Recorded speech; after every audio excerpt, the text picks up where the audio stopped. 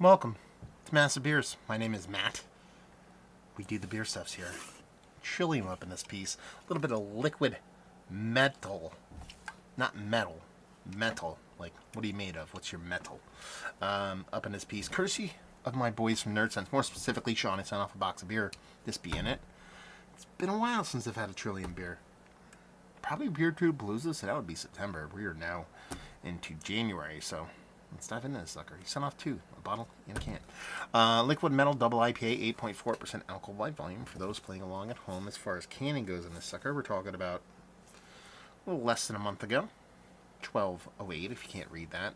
And if we have story time on here, which we do not, let's drink it. It's double IPA. Trillium. Here we go. Okay. Nice little hiss there. Give it an old pour.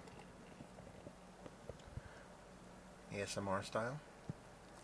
Probably didn't even hear that. Label-wise, actually, it's one of my more favorite labels from Trillium. They've done some really great ones. It's not Mount Rushmore for them, the Sinister Kid, those kind of labels really take the cake. But it's the combination of the swirly metal and the really kind of, like, warped lettering with the liquid metal thing. I don't know, there's something about it that I kind of dig. That iridescent kind of glowing silver. I like it. Beer-wise, almost part of a big old hazy. From my perspective, it comes off a little bit darker than what you'd expect. You guys probably look at it and say, man, that looks pretty. Just a skosh darker. Already getting kind of a soapy edge on that. Pinky finger, barely off white head. Now, Trillium. Their hazies have been very carbonic forward for me for the past year or so. So, really curious to see how this sucker pans out. Let's dive into the nose.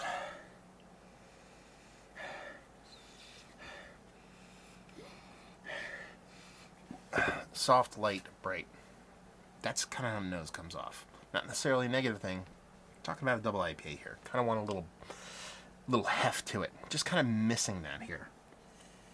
Citrus is leading the way. Not much else there. You can talk me into a light stone fruit if you want. But it really is a soft, spritzy, non-bittering, non-pithy kind of citrus. Let's call it just a dollop of stone fruit done and done. Really not a big nose in this sucker.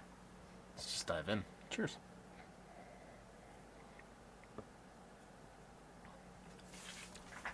That's not bad. Yeah, has some bittering to it. Bittering to it has a little bit of ranky-dank to it. Not a ton, but it's there. It's buoyed by a carbonic acid thing. Not necessarily as big as I typically get from the Trillium beers I've had over the past year or so, but it's definitely there, but not like egregious to the point where it kind of ruins the beer for me. Probably the least favorite thing about this is mouthfeel. This comes off a little bit thin and watery. Maybe not by yesteryear standards of hazy beer, but Trillium being one of the biggest names, and hazies being as big and as coveted as they are, it just comes off thinner for what a New England style IPA should be. And then the fruit side of things, it's quite nice. It is that citrus, it is that stone fruit. And it comes off probably a little bit more stone fruit than citrus for me, just because that lack of pithiness kind of makes it lean in that direction. But it's probably even Stevens across the board there. Nothing too overly aggressive on either side, but it's definitely there. Super tasty. Ends up being kind of drinkable because of that thinness. It's not necessarily a thin beer, it's just a thinner than what you'd like it to be, so it'll probably go down way too easy. But you're talking about something coming at 8.4%. This is the mouthfeel I want on something 3, 4, maybe 5% as opposed to 8. Same thing with the impact. It's drinking quite a bit like a 5 in change kind of hazy, but at an 8.4% kind of ABV, which is kind of counter to what I dig in these kind of beers.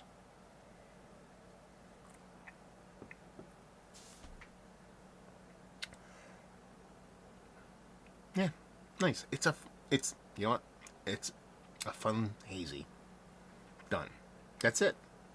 That citrus and stone fruit, a bit on the nose, quite a bit more in the taste, but definitely not by 8.4% standards. The bittering is nice in there, kind of builds on each sip.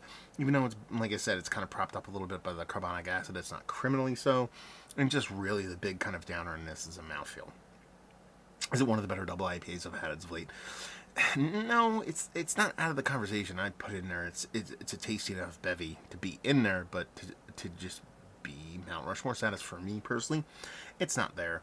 And just You hand this to me to share. You give me 4 or 5 ounces. I drink it going, that was fun. Let's move on to the next one. That's where this one kind of lands for me. Not a negative beer by any stretch, but just lacks that kind of luster and that fastball and that kind of, kind of expectation people really just kind of expected when it came to Trillium Hazies. There you go. Done and done. Have you had this beer? Have you been to Trillium lately? Have you been there a lot? How has the beers changed for you? Have they not changed at all? Is this one of your favorite beers? Are you in agreement with me when it comes to this beers? All that stuff down there. Let's talk about it. Thank you very much again, Sean, for sending this off. Go check them out at NerdSense. They are not at 1,000 subs yet, which is criminal. If you watch this, do me a favor. If you watch my reviews, you like them, go over there. Give them a follow. Give them a like. Give them a sub. Because they're good peeps. So there you go. Hopefully you guys enjoyed the review. Hope we'll see you next time. Cheers, y'all.